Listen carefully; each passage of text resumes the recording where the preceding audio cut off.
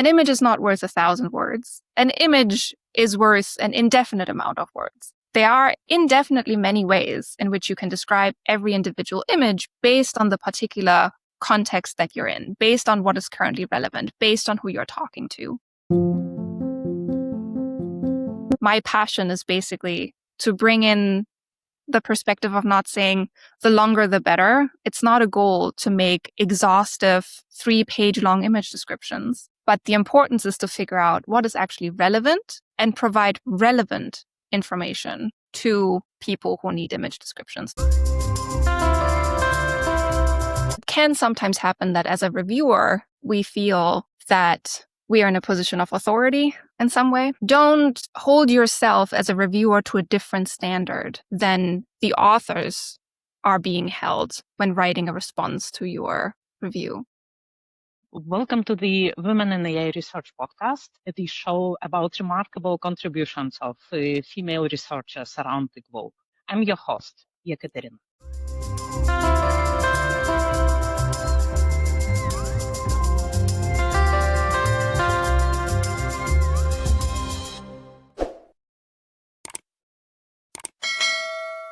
Hi, Elisa, and thank you for joining me today. Thank you. Hi. Thank you for having me. Let me start with a couple of personal questions. I want to know a little bit more about your personal story. So I know that you did your undergrad in Germany before moving to the US for your PhD. The move from Germany, from Europe to the US is quite a big decision. So I wonder whether you wanted to move to the US specifically or not. And also, was there a moment when this decision and this whole move felt a little bit like a leap rather than the obvious next step? Yes, absolutely. So, in some way, it was a pure coincidence.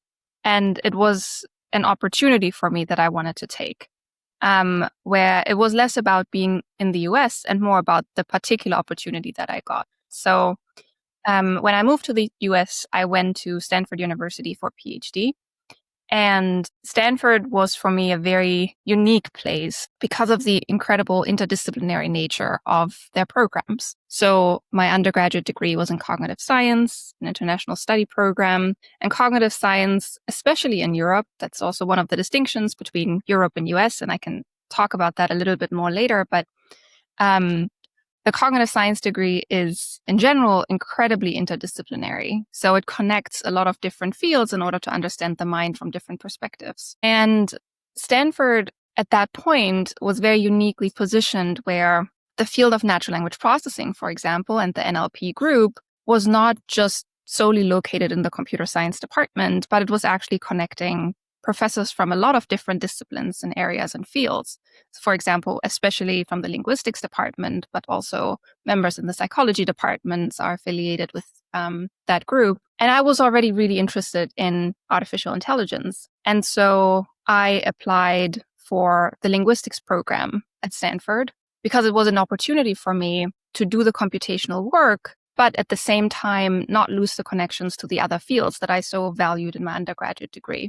And so I would say especially Stanford was a dream position for me for PhD. That sounds amazing. It must have been like also a hard decision. Tell me a little bit about what was the hardest part of the transition. For me, probably the biggest change was the experience of taking classes and what that experience would be like as a PhD student and also as a TA, as a teaching assistant or a tutor, because I did those works as well when I was in Germany. But one is in Germany, grading was much harsher. And so when I was grading much harsher and I had to learn how to regrade in the US in the way that would be in the expectation. But then also the amount of time that would be and the opportunities that undergraduate students would get in order to ask PhD students questions, ask professors questions about class content and so on. That was a more unique way of approaching teaching of even very big classes that I learned to really appreciate. We did have that in my undergrad degree in Germany, but not to the same extent. But this is where I needed to, also when I was getting feedback, well, actually that is one thing. When I was getting feedback, understanding criticism, right? Where in Germany, criticism tends to be more direct. And I understood when I was being criticized. In the US, I had to sometimes learn that criticism is often framed in a much more pleasant way. And so being able, more subtle, and then being able to detect when you're going astray and when you're doing well, that was a bit of a cultural shift for me. But at this point, I've gotten so used to it, I almost find it now jarring the other way around. So I wonder, are you now in the place where you can shift between these two different cultures and be like as successful in the US as you would be in Germany, for example, and the other way around, or it's just like it's it would be another period of accommodation and adaptation in Germany if it happens that you go back? I'm very sure there would be a period of accommodation again. I've gotten very, very used to the system now here. Although I've been also part of reviewing committees for grants, for example, in Germany. And I do really enjoy being able to move between these different traditions on how meetings are structured and how, people give feedback to each other, how time is prioritized and so on. So yeah, for sure, it makes the whole experience a lot richer when you experience it in different cultures in different countries and different continents. How long did it take you to get used to the American?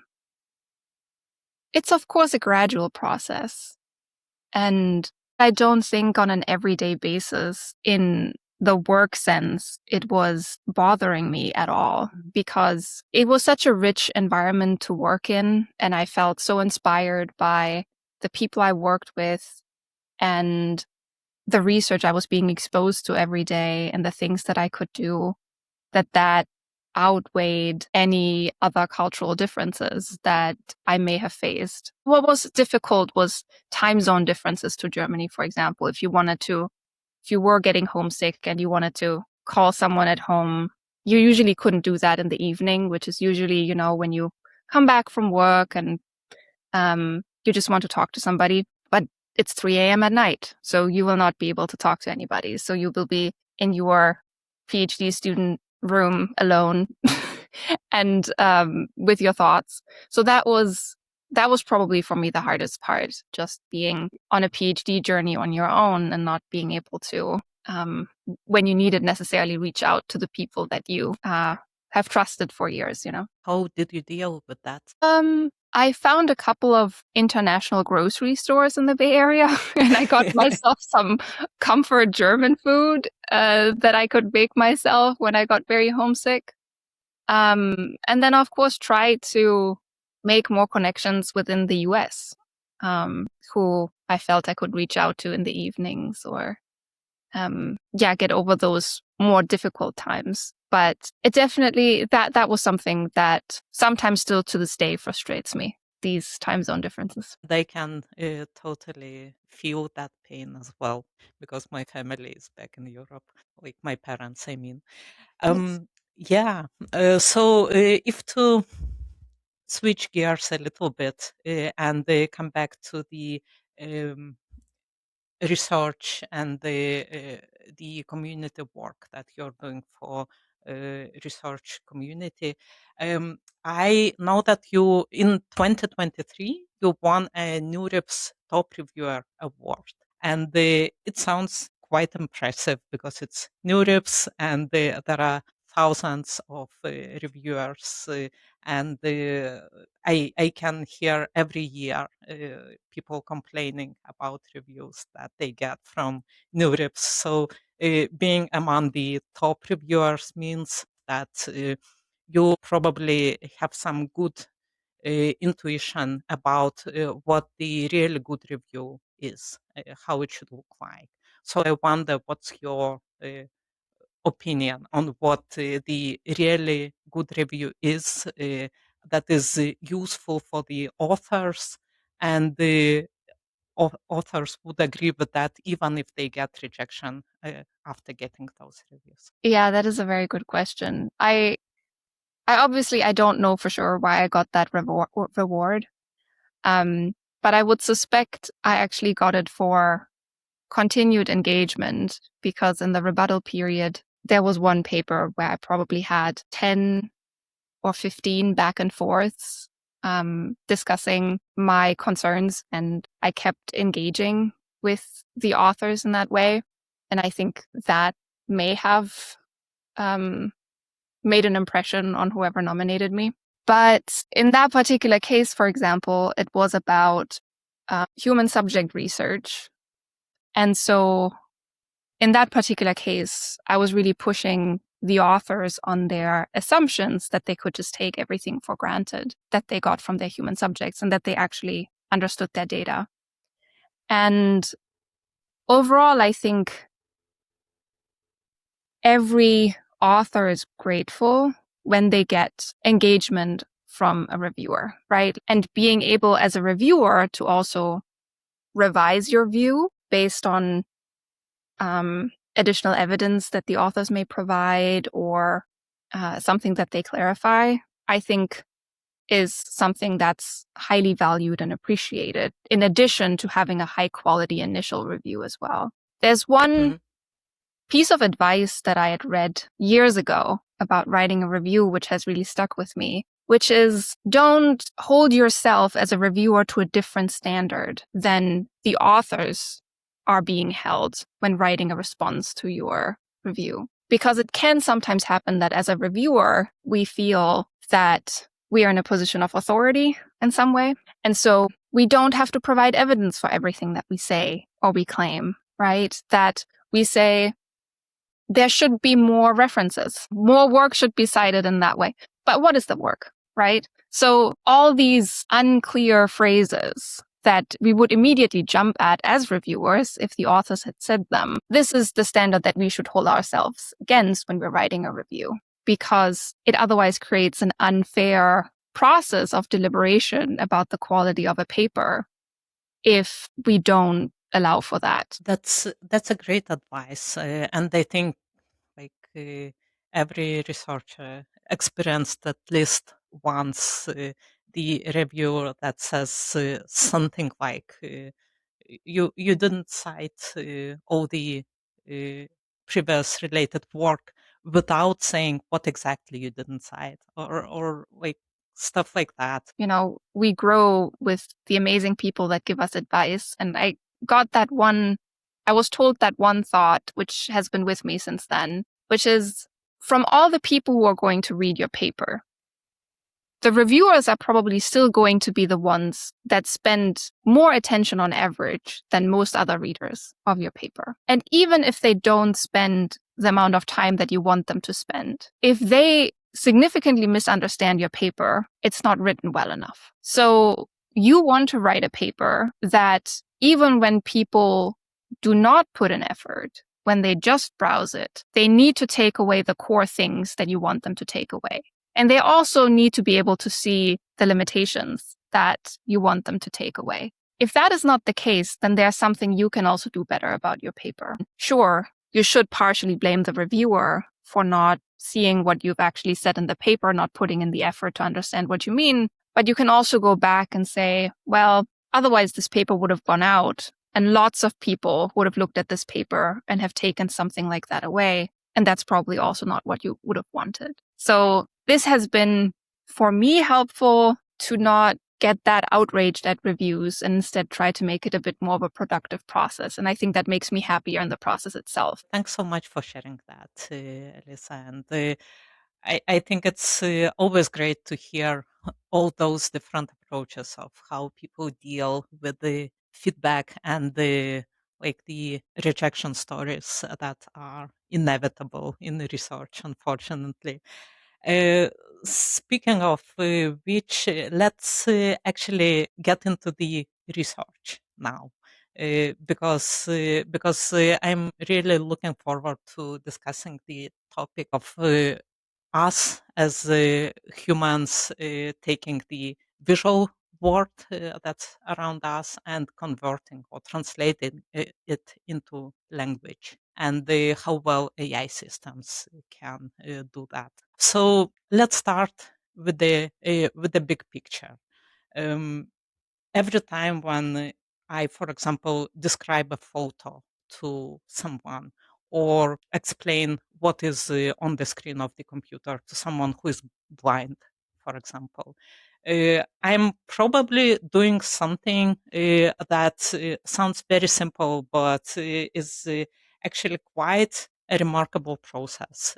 I take that continuous, dense visual information, and I'm compressing that into just a linear string of words. And at the same time, on parallel, I'm also deciding what matters enough to keep in that compressed representation, and what can be thrown away. Why you think this translation problem, the way I call it, or maybe you have a different term, why that translation problem is an interesting and the important object of study? Yeah, thank you. I actually also call it the vision language translation problem. So that works perfectly for me. There are lots of things coming together why I think it's interesting. It's like, for example, when you see a yellow banana, are you going to call it a banana or a yellow banana? When you're going to see a blue banana, are you going to call it a banana or a blue banana, right? So there are very strong effects that when things look weird, like they have a weird color, you will call it a blue banana.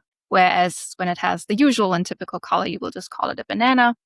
And on first sight, there's no informational reason for that, right? It's still a banana. The other person can identify when I say banana what I mean, but I still will say blue, even though it's more effort for me, right? And on the other hand, at the same time, when we have a listener who listens to what we're saying, they draw very rich pragmatic inferences about why we say things the way we do, right? So if you have a banana there and the speaker says, "Can you give me the yellow banana?" we find that listeners actually infer that there must be multiple different bananas. There must also be maybe a brown banana for me to say, "Please give me the yellow banana," because there must be a reason why I said yellow, right? But that same thing doesn't happen when there's a blue banana, right? So we, in language, listeners and speakers, when we interact with each other, we make use of really complex pragmatic processes all the time, where meaning is not just what we say, but it's also what we could have said. And that's being interpreted, right? And so this selection problem, this information selection problem that you're describing when we are trying to translate a visual image into text has tons of these alternatives that we could reason about that can have real consequences for when people then interpret those descriptions. So for example, if we just take that in a slightly different domain, when you're describing a person, what parts of the person are you describing? Are you going to describe their skin color? Are you going to describe their gender? Are you going to describe like different features about them? And based on whether you're going to do that or not, why have you done that? Is it relevant to the story? Does it tell me something about you as someone who describes it to me that you think that this is a relevant thing that I should be knowing about? And so really understanding these choices of why we say something the way that we do really matter for communication to happen in a way that is not just semantically true, but also pragmatically felicitous, as we say. So pragmatically useful and meaningful in some way, and actually achieves in the conversation what we intended to achieve. But that's really, really hard to measure. So that is one thing. That is my personal historical angle, how I come to that. The reason why I switched and moved more from the psycholinguistic, really less naturalistic way, more theoretical way, to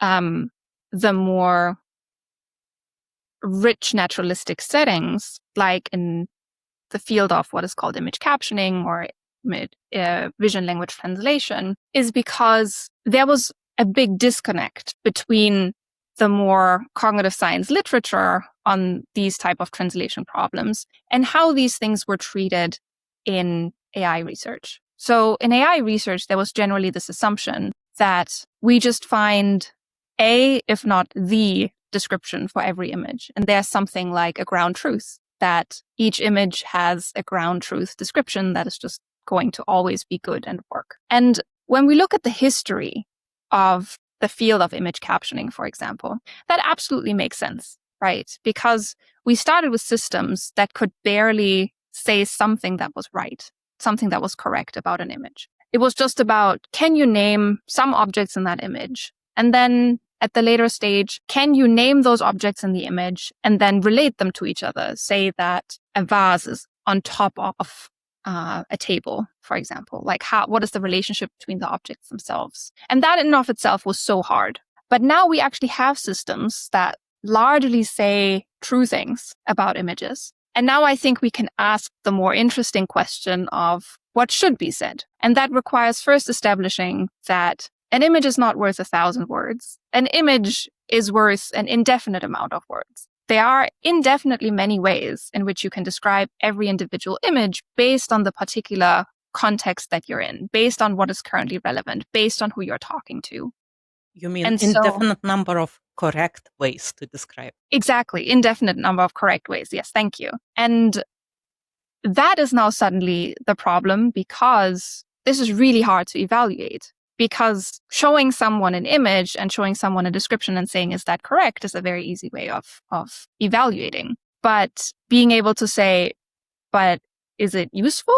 If it had included this information, would it be better? If it had phrased it this way, if it had ordered the sentences in a different way, would that still be good? Is a much richer question by bringing in sort of the pragmatic alternatives. And so my passion is basically to bring in the perspective of not saying the longer the better. It's not a goal to make exhaustive 3-page long image descriptions, but the importance is to figure out what is actually relevant and provide relevant information to people who need image descriptions, for example. When you say relevant, it's immediately, in my mind, it triggers the link with the relevant to what? Relevant to some context, probably, right? And then you've had some earlier paper that is called Context Matters for Image Descriptions for Accessibility that I would like to discuss. So can you explain what kind of context you care about in that work? Yes. So you're picking up something really important, which is context in and of itself is very ill-defined. There are so many different things that context can mean. Context can mean, who am I who is describing something to you? It is, who are you who I'm describing something for? What situation are we in? What context is that image in? Right? Like, what is the environment of where that image is presented? So there are lots and lots of different ways in which context can matter, and it can seem very overwhelming if you try to just say, I'm including context, because that can be so much. So in this particular work, we started by constraining context to a single type of website, which was Wikipedia. So there has been lots of great work in human-computer interaction, which has shown the type of website, for example, already changes what descriptions become useful. So we even constrained it further than that by just saying we only care about images on Wikipedia. But now, one and the same image on Wikipedia can appear in different Wikipedia articles. So that is a different context as well. So, for example, we took an image of a church building from Wikipedia, and we artificially embedded it in an article for building material, for churches, I believe, and the third one. So for each of these images, we took 3 different types of Wikipedia articles, and we took the same image and just put it in these 3 different articles.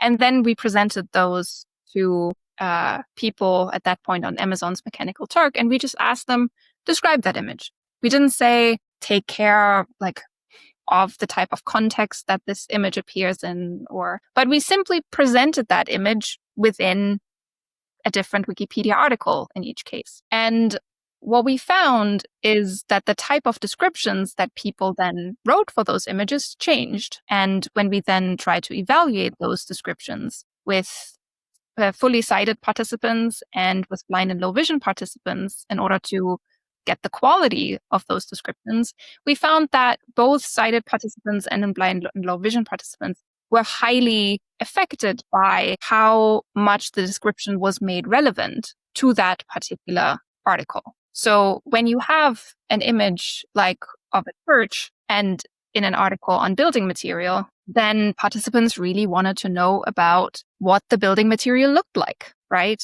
I'm remembering the other contexts. If it's roof, then they wanted to know about the roof structure. If it was Christian cross, then they wanted to know about how many crosses were on that church and what did they look like, right?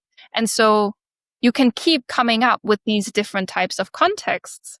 One absurd one, for example, could be if you have a camera and you learn that that particular model of camera has certain variants that are broken, and you want to investigate whether your camera is part of the broken cameras. And the only way you know is by inspecting a small set of pixels in a cluster, whether that shows up in the pictures that you've taken.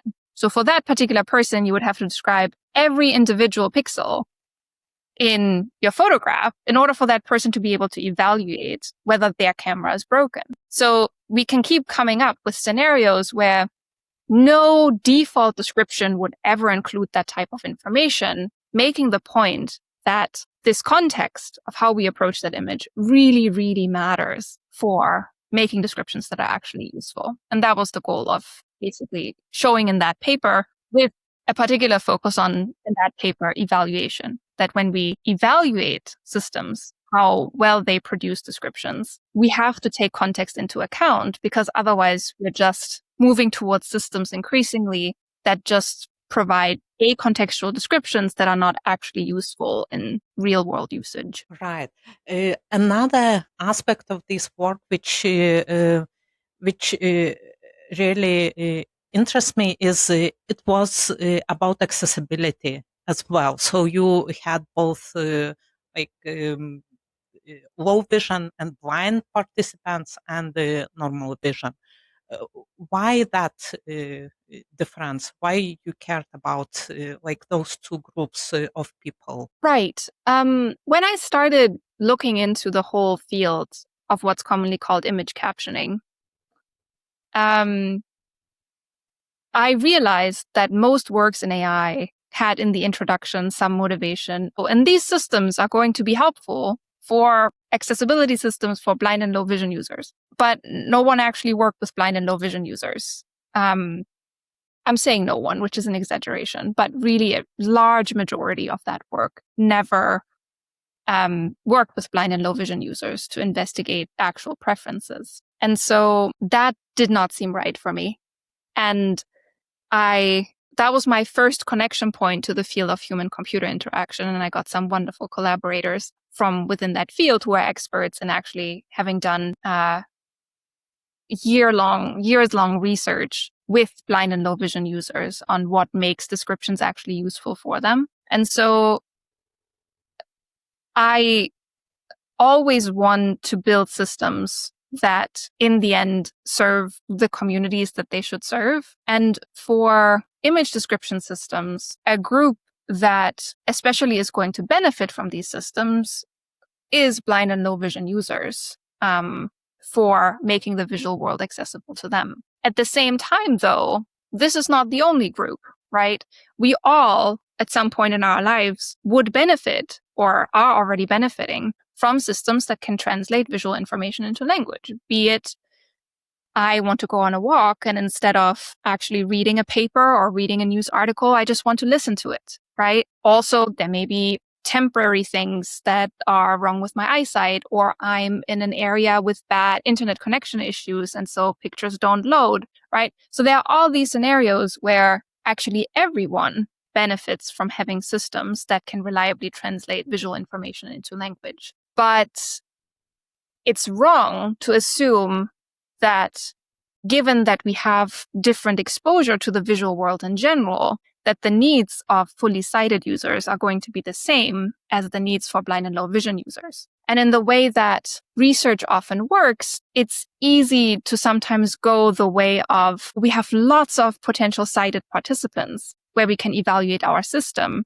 and they're going to be good enough to sort of approximate what's going to be useful for the blind and low vision community, for example. And so a lot of work in human-computer interaction, what I also try to show in my work, are where these two actually come apart, to emphasize that simply using a system and having it work for everyone at the same time is actually not providing equal access to everyone. So being able to get feedback from all communities that are going to be impacted, and the blind and low vision community for these type of system is going to be disproportionately impacted, I think is incredibly important. Right. And then it sounds almost like you are in the very similar situation here. Like the description is not necessarily should be the same in different contexts, and then the impact of context and the impact of the type of description or caption for the image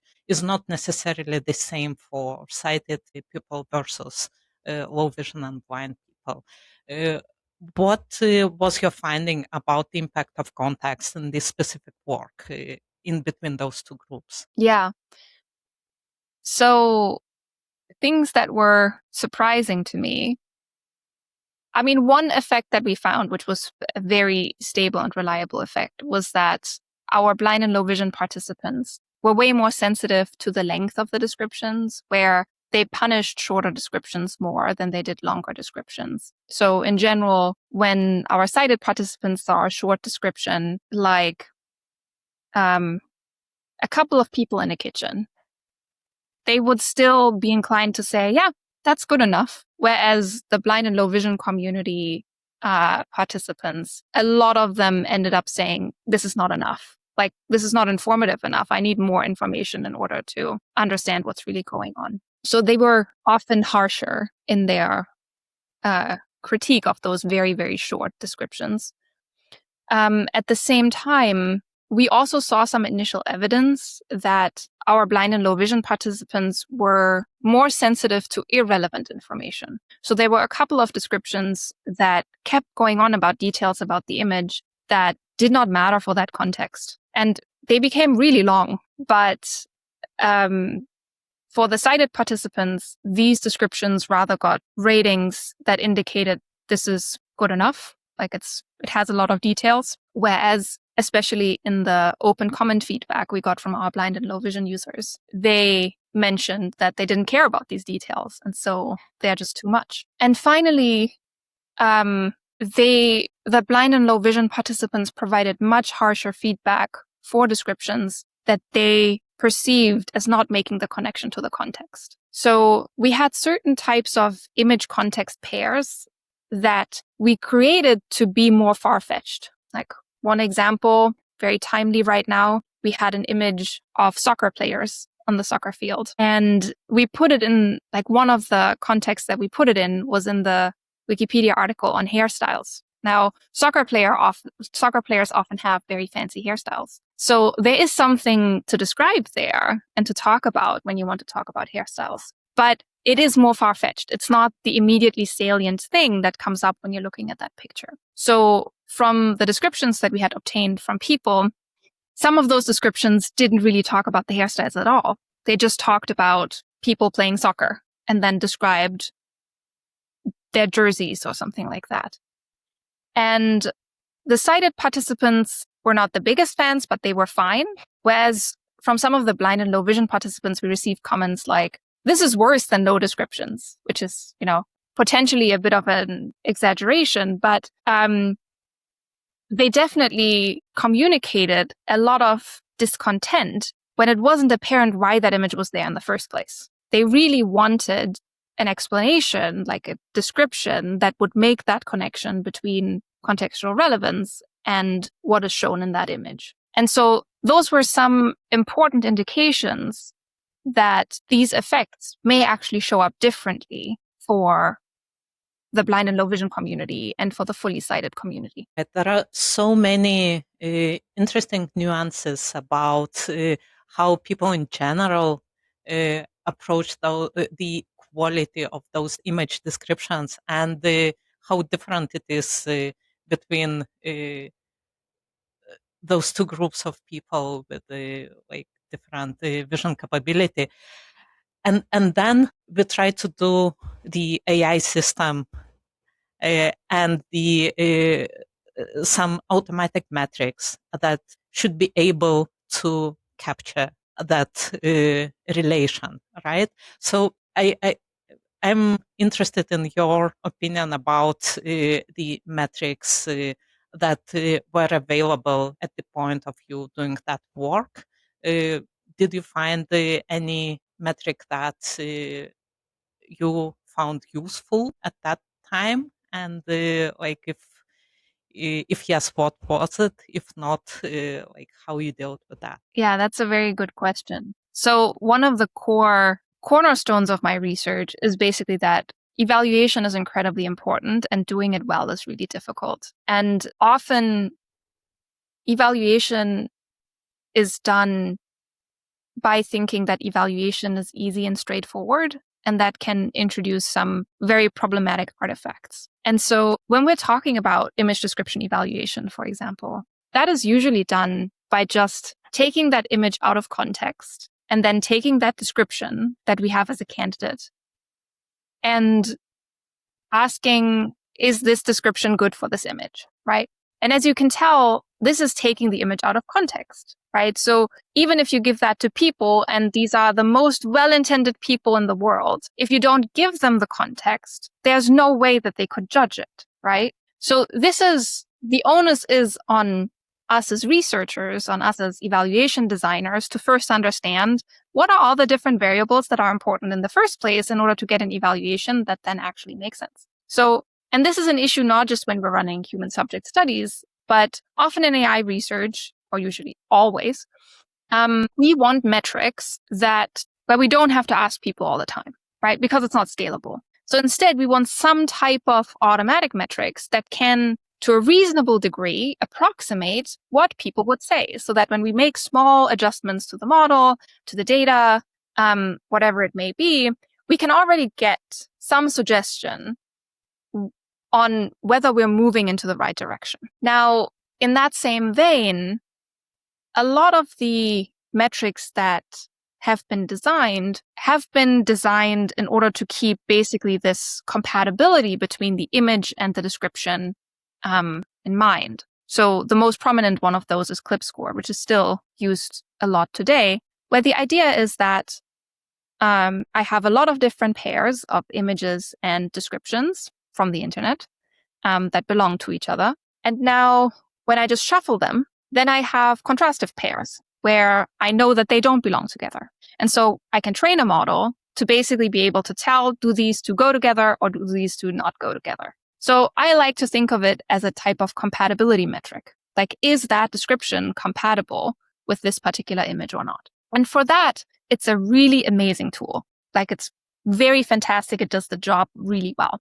But people are also using it a lot in order to estimate quality of a description. But in the way that I just explained to you how this metric works, it doesn't take context into account at all. And so basically, in this work, we tested to what extent that matters. And what we find is that it very much matters. That as soon as you give people the opportunity to judge the quality of a description based on the context that that image was in the first place, we cannot replicate any correlation with the CLIPScore ratings at all anymore, because people really care about how relevant it is to a context. And you lose all of that if you use metrics like CLIPScore that completely extract the context away. And since we're always working in contextual scenarios, that is something that should be very concerning to us when we keep optimizing systems and we use metrics that are steering it in directions that are not necessarily helpful. So my bottom line, when you're asking,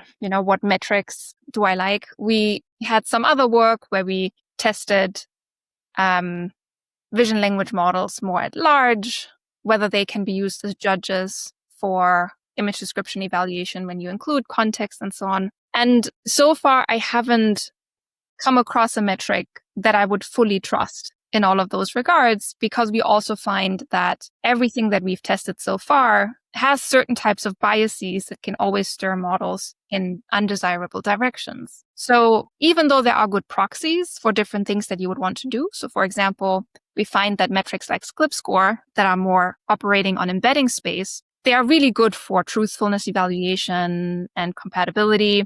For that, use those metrics. Excellent. Don't use the VLM as judges. Hallucinations are way more obvious there. When it comes to contextual sensitivity, do not use the embedding-based metrics. Rather, go for the VLM as judge metrics. They are more more highly performant when it comes to being able to investigate contextual effects. But overall, the best thing and the most important thing that we need to do at some point is actually testing it with people and doing that well. So that would be my plea. Right. Right. That sounds like a good advice to people that need to choose the metric.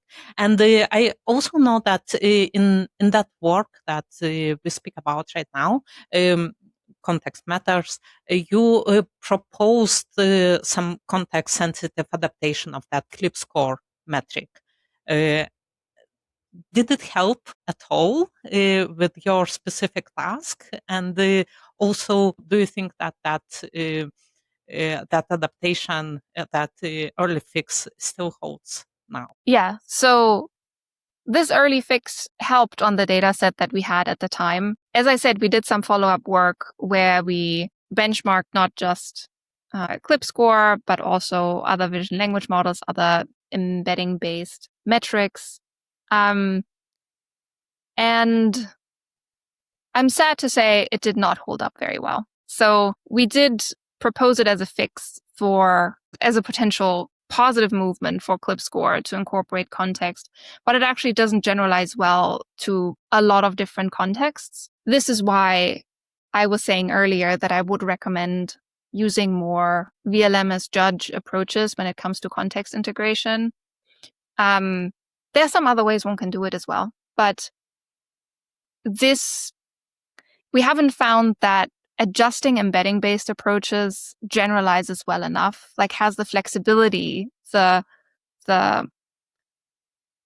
natural language understanding isn't really deep enough in those cases in order to really consider context effects in the way that they should be considered if you want to evaluate it in that way. So it was a promising step in a direction that I would hope at some point maybe we could figure out how to make work, but it hasn't held up particularly well against potentially more mixed approaches where embedding-based approaches are supplementing VLM as judge approaches. Yeah, I'd say to me it just means that the problem is not that easy. Unfortunately, it's a challenge to have a good metric, especially if you aim for just one metric that fits all the tasks. It may be just impossible, probably. Absolutely. Yeah.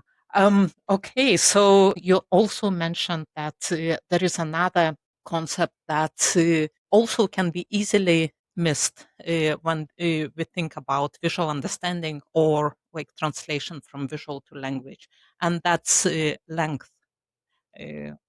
Length of the description, how much you actually say versus how much you communicate by saying this. And there is that common intuition that I myself also had before, is that the more details you give in describing an image, the better it is, the better the description is, and those additional details are automatically more helpful. But now, after I've heard what you said, I start changing my mind. Can you speak a little bit more about this, like length versus actual meaning? Yeah, this is a very interesting and tricky connection. So generally, we assume that the longer something is, the more information is in there, right? because generally, if we speak for longer in order to say more things. That is a useful proxy, but it's not necessarily always true, right? For example, when you're just thinking about individual nouns, there's a hierarchy of how general versus how specific they are, right? So you could start with animal, and then you can go to pet, and then you can go to dog, then you can go to Chiweenie, which is a Chihuahua Dachshund mix. That's my dog.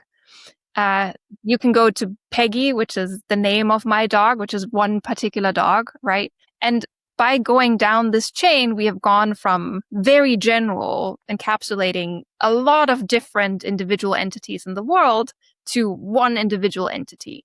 But I haven't really changed how many words I've said in order to describe that. So that is one example where we can see that the level of how specific I am is not necessarily a matter of length, but it is a matter of a slightly different type of dimension. Now, usually in most of AI research, we use length as a proxy for informativity all the time.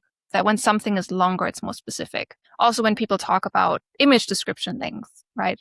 We want to write longer descriptions because they are more detailed. But do we want longer descriptions or do we want more detailed descriptions? They may correlate to some degree, but they don't necessarily do that. You probably can think of a couple of people who will keep going on talking for a really long time without really saying much, right? So they have a very verbose way of speaking. And in those cases, you may want that they are more dense. And for me personally, I have that when I communicate with some AI models, right? Where I ask them a question, they give me the correct answer, but they also give me a ton of things I didn't care about, or they add a lot of these padding words that are really not necessary for me to know about at that point. But maybe, yes, I wanted a certain degree of information, but make it fewer words, right? And so that becomes especially relevant, for example, for blind and low vision users, where you cannot just skim the text that you're going through, but you actually have to listen to it in a linear fashion, right? So in that way, being able to disentangle length and information density becomes really important in order for us to understand to what extent models are aligned with the amount of information and the way information is presented to users overall. But that's really, really hard to measure.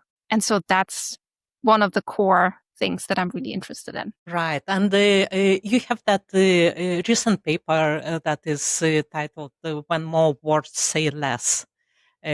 Was it an attempt to disentangle those two concepts, length and specificity? Yes, that was the main motivation of that work. The idea is, first of all, to re-emphasize this general issue that we are not keeping them separately. Like, we are generally using length as a heuristic all the time without being very mindful that that is a very faulty heuristic. And if we keep length as a type of realignment feature in order to drive models more and more into longer responses, because that would be more detailed, then an alternative thing that models could try to optimize for is the heuristic instead of the actual target that we want to aim for. When the target is higher information density, more specific, but instead it's just using a bunch more filler words, making it more annoying, right? And being able to diagnose that is potentially really important. And so that's what we were trying to do in that paper. And you used the CLIPScore metric there again, right? Can you explain why and whether it worked out well in this specific case? Yes. I mean, as I was mentioning earlier, CLIPScore is, I think, a great metric if you use it mindfully when it should be used. So as I said, CLIPScore, I think, is a great metric for compatibility, which is what we used it for in this particular formalization of the problem. So what we wanted to get was a metric that could tell us to what extent a description is compatible with a lot of different images. So this is grounded in the idea of possible world semantics, a very well-established concept. And the general idea is that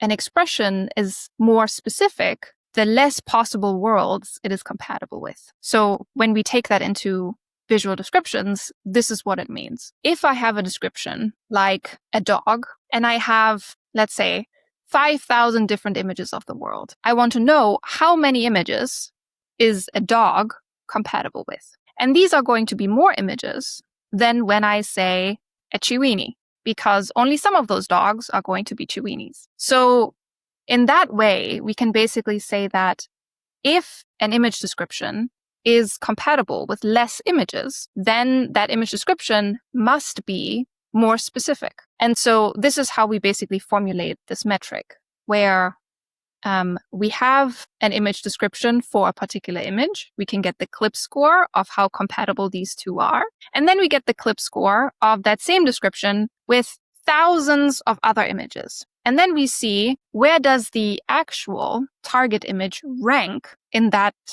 scoring? So if there are lots of other images that this description is compatible with, then the actual target image that it came from is not necessarily going to rank on the very top, but it's actually going to rank a little bit lower.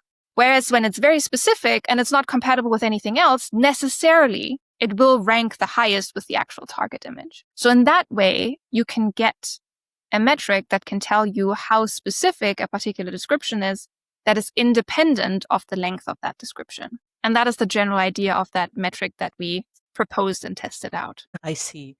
Yeah. Another interesting, an interesting finding that you had in this paper was that when you just prompted the model to be more concise, it made the descriptions more specific according to that metric that you used, right? Even if the length of that description in the end was the same. What do you think about that? How would you interpret? Yeah, so this experiment was motivated by an actual question I've asked myself all the time, because as part of my research, I prompt models a lot for giving me image descriptions. And often I have to constrain them in their length because they just make image descriptions if you don't give a length constraint of some way. They make them incredibly long and really not usable. And so I've often wondered, what should I say? Should I say make it concise? Should I say make it less than 200 characters? Would that make a difference, right? And so on the one hand, we can look at the length profiles and we can see that it makes a certain type of difference there. But what I actually care more about in those cases is, does it actually change anything about the information content? And this is what we were able to see with now using this metric. So what we see is that even when we control between the different prompts of whether we're saying make it concise or keep it to 200 characters, that actually the descriptions where the model was told to make it concise, the model created descriptions that were more specific compared to the other prompt. And those are things that I don't think we would necessarily predict to happen. That would be very natural for us to assume that they happen, but they're very important to know about if we want to understand how models actually use pragmatics in order to distribute information, and do they do so in ways that we as humans would expect. And so in order, on the one hand, from a user perspective, I think this can be very helpful in order to inform good usage and desired usage of models. Like if you're using models to make a ton of images accessible, provide descriptions for your users, what prompt should you use, right? Like those are things that you should be considering. On the other hand, I think it again illuminates the issue that there are some hidden things going on with how models choose information that we are not really seeing because we don't have the quantitative tools in order to make them apparent to us. And I think it should be our goal in research to not have these spots that we can't see, but we should be aware of what models are doing in these unexpected ways where they may be using certain types of heuristics that are not the actual target goal. And so that is part of my goal in my research. So far, we have been talking mostly about describing things like photos. And I would like us to also talk about slightly different type of visual information, charts and data visualizations. Uh, so even though a photo and, for example, a bar chart are both visual, but I see how describing a chart requires a totally different kind of visual to language translation, because you are not just naming those objects that are on the chart. You need to extract relationship or do some comparison or extract a trend, and it just does not exist as the discrete thing on the image at all. That's how I see the difference here. I wonder what do you think about charts and the data visualizations, and how do you see the uniqueness of this test case? Yeah, that's a great question. So I partially agree and partially disagree with what you said. So I agree with graphs and charts being very different from naturalistic images. At the same time, extracting individual objects and their relationships, the same thing happens with naturalistic images. And for example, what makes a good chart description? There's actually, again, there's some great work investigating the differences between what fully sighted users want and what blind and low vision users want. And for example, in that case, blind and low vision users were way more interested in actually getting more lower level details about the chart itself without necessarily yet talking about interpretive features like projections or trends and relationships and things like that. So there's also potentially a different experience again coming in depending on what your prior visual experience in your life has been. But what is definitely true is that for naturalistic images, we have really good priors on what is usually in an image and how we can approach it. Like the way images are taken are usually that the thing that's important is in the center, right? And usually you want to talk about that. And then the things that are in the background are less important. And so often you don't really have to talk about those, at least in an English-speaking, Western-centric context. There is some cultural differences, but generally speaking,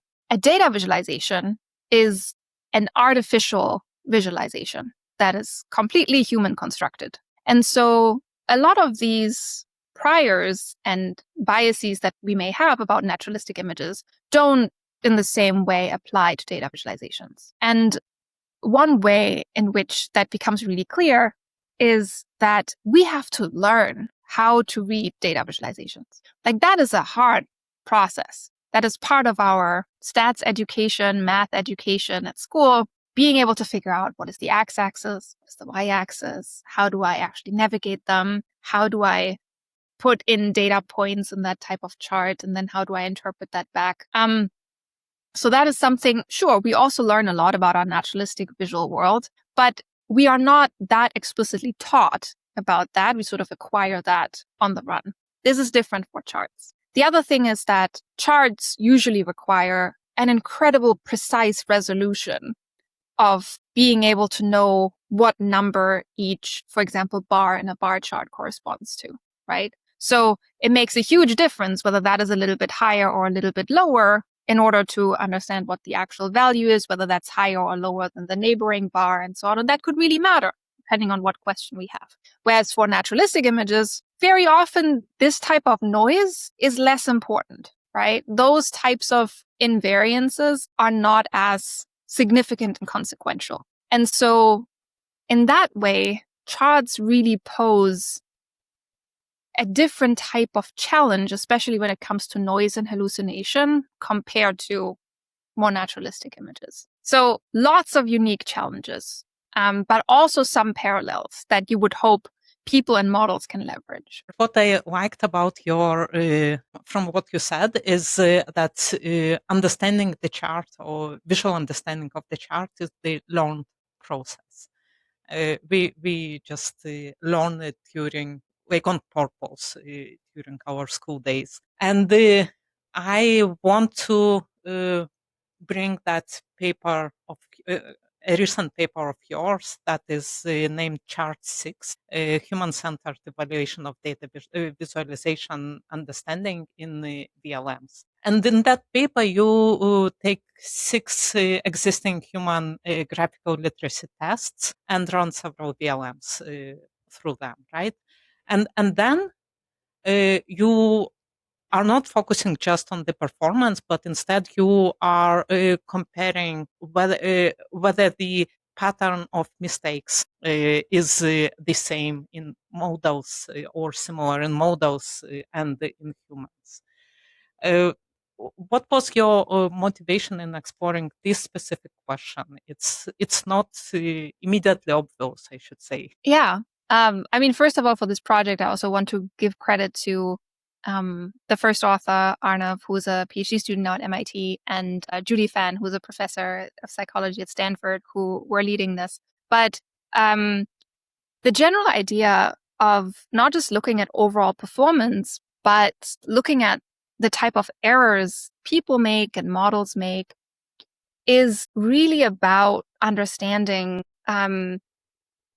whether how models arrive at certain interpretations can be considered similar to people. And that is potentially really important because when we employ systems, we often want to have some type of estimate whether we think a model is going to be successful in doing that, or we want to be able to identify risk areas where we may want to make sure that we double check these results not just once, but multiple times because we consider these to be more difficult.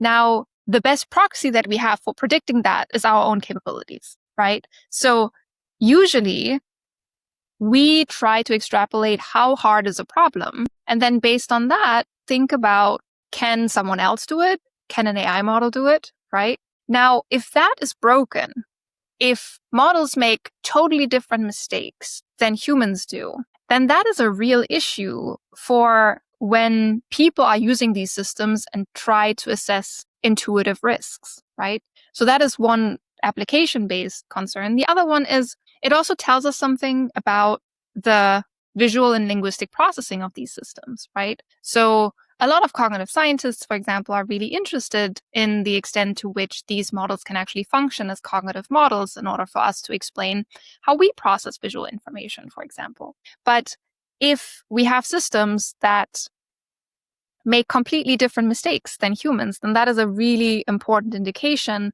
that, well, maybe we cannot just look at the successes or the success rate, but we have empirical evidence that there are at least some things where the models operate completely differently from humans, and we need to be very concerned about drawing too many parallels when it comes to processing.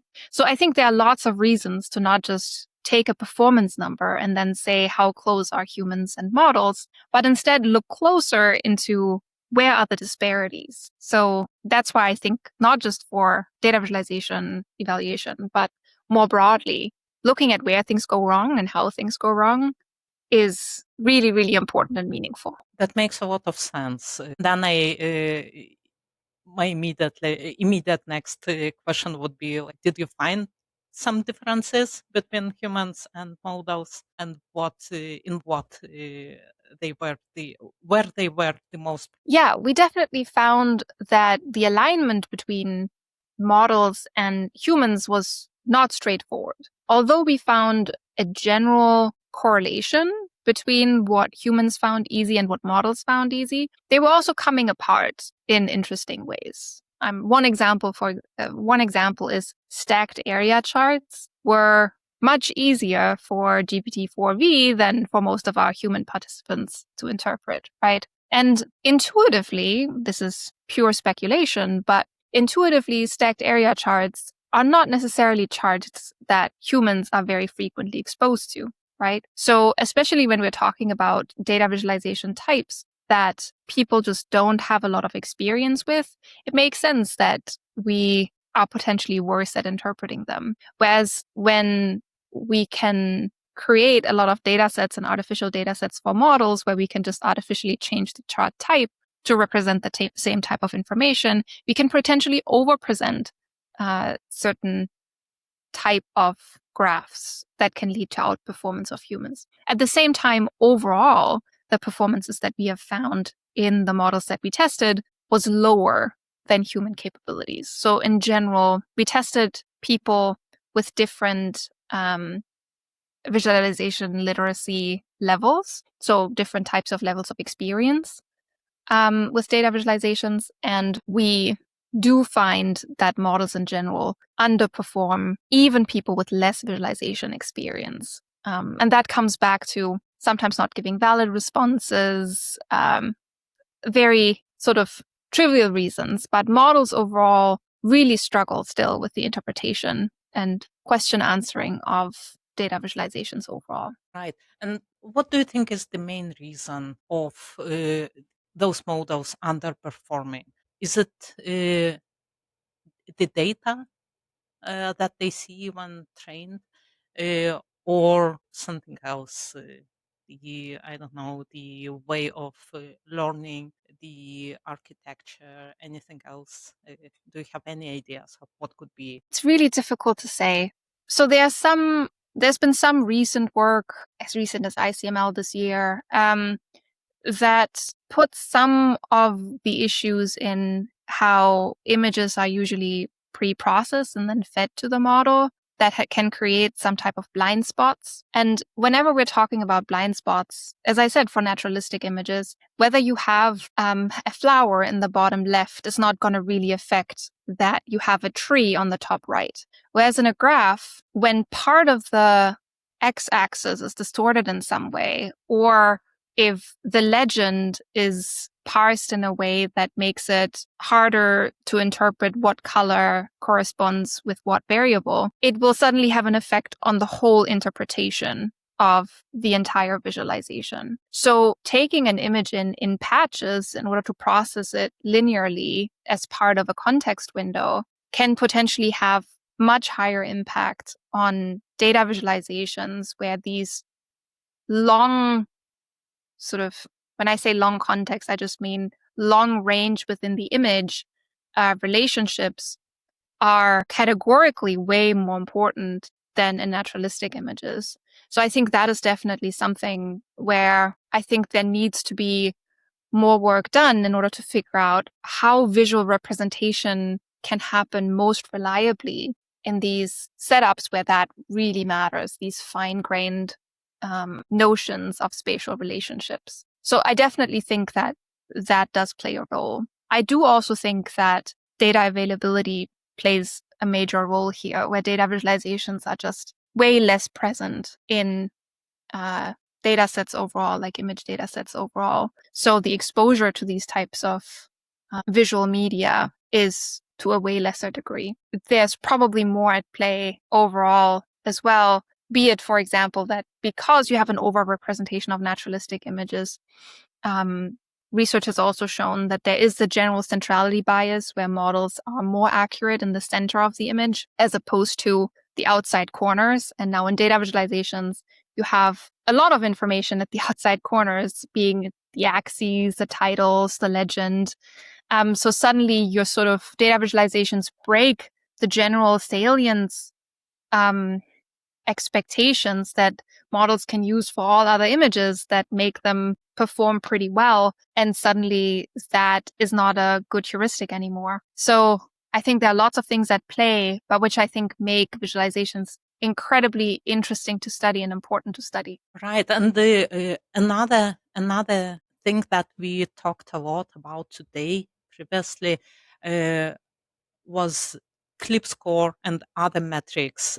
What do you think about the metrics when it comes to chart understanding and the data visualizations? Are the metrics still the same metrics? Are they applicable here, or there is a problem? Well, that's a very good question. I think both at the same time. Like on the one hand, data visualization metrics have it a bit easier still because, as I was saying earlier, when we're talking about naturalistic images, we've sort of crossed that line reasonably where models usually say lots of true things about images. We haven't to the same extent crossed that line in data visualizations yet for all models. We have pretty highly performant models, but in general, even metrics that focus on truth can still get a lot of signal from actually not saying truthful things and saying things that are wrong. So in that sense, sort of the older tools that we have at our disposal, I think, are still of more use in that domain than they are for naturalistic images. At the same time, compatibility, for example, in my experience, CLIPScore is not very good at charts and data visualizations. Like CLIP as a model, I think hasn't had enough exposure to data visualizations in order to actually reliably assess compatibility to the same extent that it is able to do that with naturalistic images. So there's a new challenge for metrics overall, because the metrics itself need to be highly capable of reading data visualizations in the first place. And the last frontier is then again context dependence, because just like in naturalistic images, that does matter in data visualizations a lot, because data visualizations are even more information dense than most naturalistic images. There's so much you can take out of a data visualization, and it really matters what your intention is. When you think about how you inspect a data visualization, when you skim a paper versus review a paper versus replicate a paper, very different how you approach those data visualizations and how you inspect them. So in all those cases, you would want a different description. But how do we account for that? How do we do that? We're very far from that. Interesting. There are so many interesting things that I learned today from what you told me about photos and the length of description, the impact of context. Now the charts understanding. Um, so starting to wrap up, I want to ask a couple of final questions. Where the first one would be closer to that difference between charts and the naturalistic images. Given how different they are and how unique is each type, do you think that we should still use the term visual understanding that is kind of covering both, or there should be something different, more granular, maybe? It's a good question. So again, I would say both. So I think there's overall value in calling that visual understanding, because we also are able to interpret naturalistic images and data visualizations. And actually, there's a lot of translational value. Like when we're thinking about what a good data visualization is, it actually goes with the priors that we already have and we take from our visual understanding of the world. If we want to indicate a trend that is positive, we will make it go up. We will not make it go down. If it's something that's negative in sentiment, we will make it red. We will not make it green. There are lots of things where we can make visualizations incredibly confusing for people or very, very readable for people. And we leverage these skills all the time. And that has translational value, which I don't think we would want to lose. And I think in general, the evidence that we have so far is actually having these prior experiences with related but different problems do tend to increase the performance on these other tasks as well. So it's not a cross-modal transfer, but it is sort of a cross-task transfer, is, I think, overall something potentially very valuable that we at least want to build on top of. At the same time, understanding the unique challenges that are posed by both is also really important, and just trying to use the same metrics and the same tasks to identify issues and project performance is, I think, really understating the problem. And I will use that to quickly bring up that I've had a similar question for myself, which is how I started in this field, about image captioning as a field. Because image captioning as a field was always in AI research about writing some type of text for an image. But there was never really a distinction between what in journalism studies would be called a caption and what would be called a visual description. So a caption is usually the thing that is being consumed alongside the image, like a newspaper caption. It assumes that you already have visual access to the image itself, and then you're getting supplementary information in addition to that visual information. Whereas a visual description intends to replace that image. It doesn't assume that you already have visual access. And so it creates very different informational needs for those different tasks. And what is it going to be useful for? So I am very much for making that distinction because I think it's really important for how we evaluate systems, how good they are for certain tasks, what we want to use them for. But at the same time, we cannot deny that the overall problem really unites these different purposes. And I do think it's useful to have a hierarchical understanding of these problems. That makes a lot of sense. And my last question before I let you go is what do you think is the single biggest thing that current multimodal models are missing in how they translate the visual world to language? For me, it is really the problem of information selection. And it's not necessarily something that the models are missing, but the thing that we all are missing when we're trying to design systems that are maximally useful for everyone. So how do we actually make models be accountable in what information they select how for the users that they're serving, be it whether we have different personal needs, be it we come from different cultural backgrounds, be it we are in different scenarios.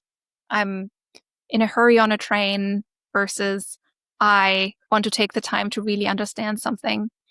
Like, all of those things really matter, and understanding what information gets dropped, what information gets reintroduced is going to really affect how we are going to experience the visual world. And this is especially relevant if we at that point do not have access to it. If we do not realize that I get different information about a data visualization or an image than someone else, just because the model has some information about me or my cultural background or the situation that I'm in, and I'm unaware that I'm lacking certain type of information that someone else may get, then that can create the types of inequalities that will remain invisible because we don't really have the tools to ask for them. And so I think that is a very important aspect of holding models accountable that I care about a lot. Thank you. That's a really something to think about for the future. Thank you very much for our conversation today. Thank you so much for having me.